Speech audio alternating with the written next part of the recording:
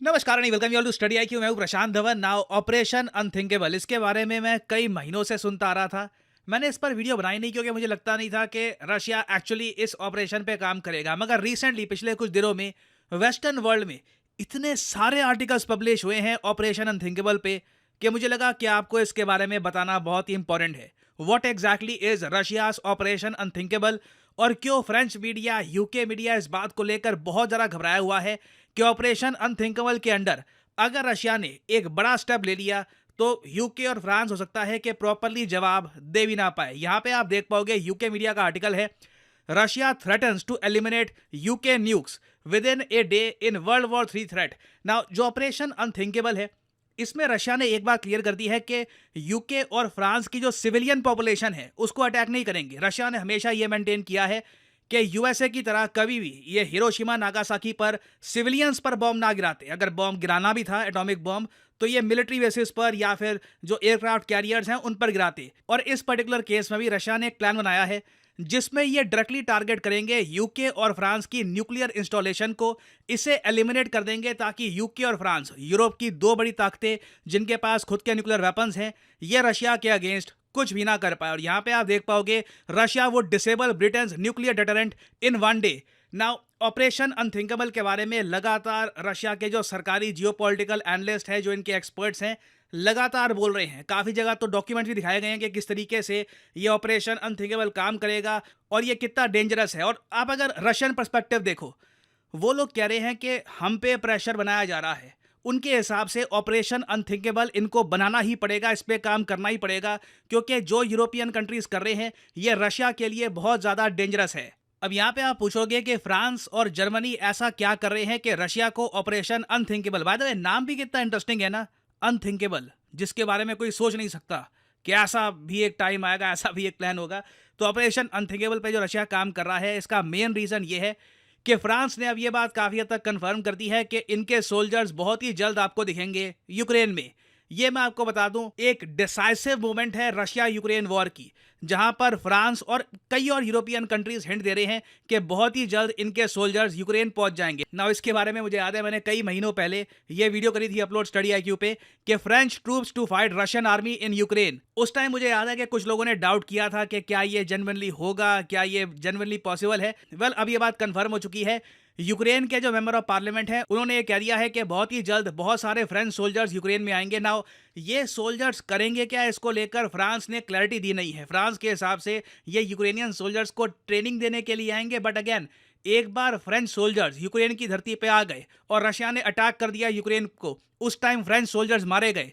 आप इमेजिन कर सकते हैं फ्रांस का क्या रिस्पॉन्स रहने वाला है। और इतना ही नहीं, रिसेंटली फ्रांस, जर्मनी और यूएसए ने यूक्रेन को यह भी इजाजत दे दी है ओपनली कि जो भी हमने आपको हथियार दिए हैं ना, इन्हें अब रशिया को डायरेक्टली टारगेट करने के लिए इस्तेमाल करना स्टार्ट कर दो, रशिया को घुस के मारो। यहाँ पे आप देख पाएंगे बीबीसी का article, anger in Moscow after Ukraine allowed to hit Russia with western weapons. ये जो वेस्टर्न वेपन्स है इसमें जर्मन, फ्रेंच, अमेरिकन, कई और वेपन्स हैं, जिनकी वजह से मैं आपको बता दूं रशिया को हैवी लॉस हो सकता है इन द फ्यूचर, क्योंकि यूक्रेन के पास आज के समय इतने लॉन्ग रेंज वेपन्स आ चुके हैं कि ये कई रशियन शहरों को, रशियन सिविलियंस को टारगेट कर सकते हैं। और वैसे आपने ऑलरेडी देखा ही होगा कि रशिया की कई रिफाइनरीज पे अटैक हो चुका है, ड्रोन से अटैक हो चुका है।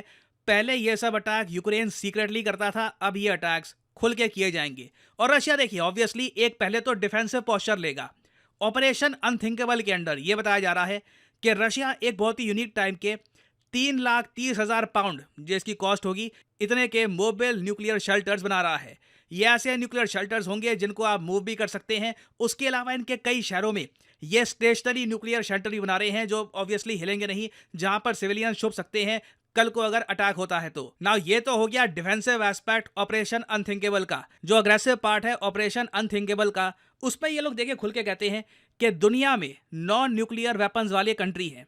ऑब्वियसली आपको पता होगा जो P5 कंट्रीज हैं, परमानेंट सिक्योरिटी काउंसिल की कंट्रीज हैं, ये है ही। उसके अलावा इजराइल है, इंडिया है, पाकिस्तान है और नॉर्थ कोरिया माना जाता है कि उनके पास भी न्यूक्लियर मिसाइल्स आ चुके हैं। हालांकि ईरान को लेकर अभी भी क्लैरिटी है नहीं कि क्या 10वां कंट्री आ चुका है, नहीं आ चुका, बट हम मान के चलते हैं कि 9 देश है जिनके पास न्यूक्लियर वेपन्स हैं। इसके बारे में कहते हैं we will reduce the number of nuclear powers in the world from 9 to 7, क्योंकि ये फ्रांस और यूके में हाइपरसोनिक मिसाइल, देखो रशिया के पास एक बड़ा एडवांटेज है हाइपरसोनिक मिसाइल्स का। दुनिया में 3 बड़े देश हैं जो बहुत ज़्यादा करीब हैं हाइपरसोनिक मिसाइल टेक्नोलॉजी के। एक्चुअली रशिया बिल्कुल ही अलग ही है, रशिया को काउंट नहीं करना चाहिए। यूएसए और चाइना हाइपरसोनिक मिसाइल टेक्नोलॉजी को डेवलप कर रहे हैं। रशिया ऑलरेडी हाइपरसोनिक मिसाइल्स को यूज़ कर चुका है यूक्रेन वॉर में, तो इनको अब एक्सपीरियंस है कि हाइपरसोनिक मिसाइल कैसे काम करते हैं, प्रिसिशन से कैसे हिट करना है, दुश्मन के जो मिसाइल डिफेंस सिस्टम है कैसे इन सबको पार करके सीधा जो उनकी न्यूक्लियर वेपन्स की फैसिलिटी है उसे कैसे डिस्ट्रॉय करना है। तो रशिया ये मानता है कि इनकी इंटेलिजेंस इतनी ज़्यादा स्ट्रांग है कि इनको अच्छे से पता है कि न्यूक्लियर साइलो यूके फ्रांस में कहाँ पे है, ये लोग अपने न्यूक्लियर वेपन्स कहाँ पे छुपा के बैठे हैं। हालांकि आप मुझसे पूछें, अजीब सा एक तर्क है क्योंकि फ्रांस और यूके के पास न्यूक्लियर वेपन्स वाली सबमरीन भी हो सकती है। वो सबमरीन किसी भी ओशन में कहीं पे घूम रही है, वो कल को अटैक कर सकती है रशिया को।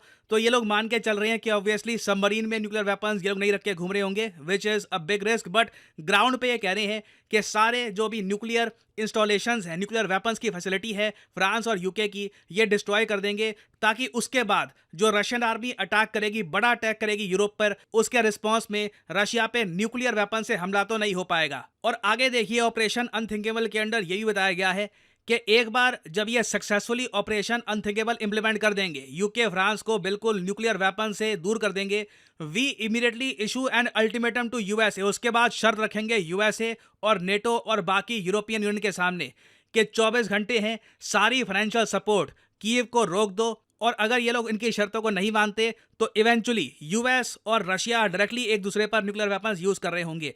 बट अगेन रशिया का मानना यह है कि सिंस ये सिविलियन पॉपुलेशन को अटैक नहीं करेंगे ना, यूएसए भी न्यूक्लियर वेपन्स यूज करने का रिस्क नहीं उठाने वाला।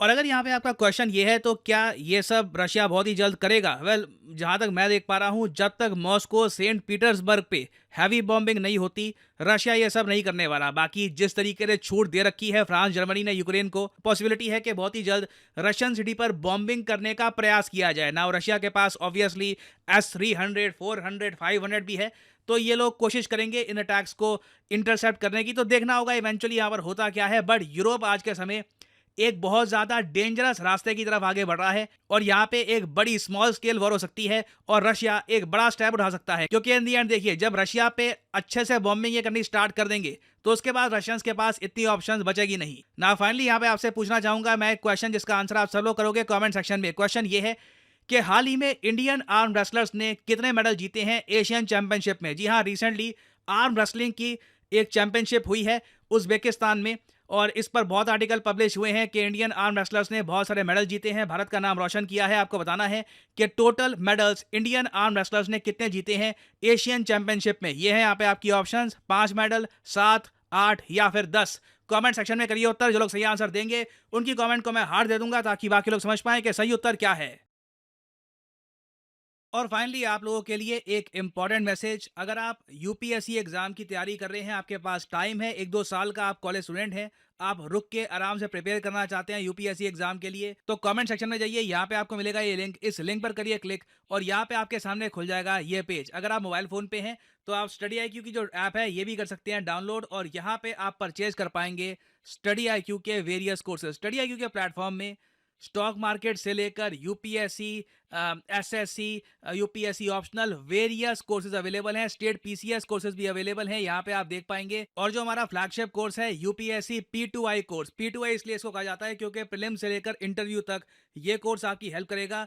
इसे आप परचेज कर सकते हैं यहाँ पर कोड PG10 लगाकर ना। यहाँ पे आपको और भी बहुत सारे कोड्स दिख रहे होंगे, सिविल और वेरियस और कोड्स हैं ना। इन कोड्स को आप अगर यूज करते हैं तो आपको मैक्सिमम डिस्काउंट नहीं मिलेगा। अगर आप यूज करते हैं कोड PG10 तो आपको मिलेगा यहाँ पर maximum discount possible. So use the code PG10 and save money. By the way, इस कोर्स में आपको 30 महीने की वैलिडिटी मिलती है, तो मतलब कि पर मंथ आप 1000 रुपए से भी कम पे कर रहे होंगे for your UPSC preparation. So use the code PG10 and save money. इसी नोट के साथ ये है वीडियो का अंत। Thank you for listening and as always may the gods watch over you.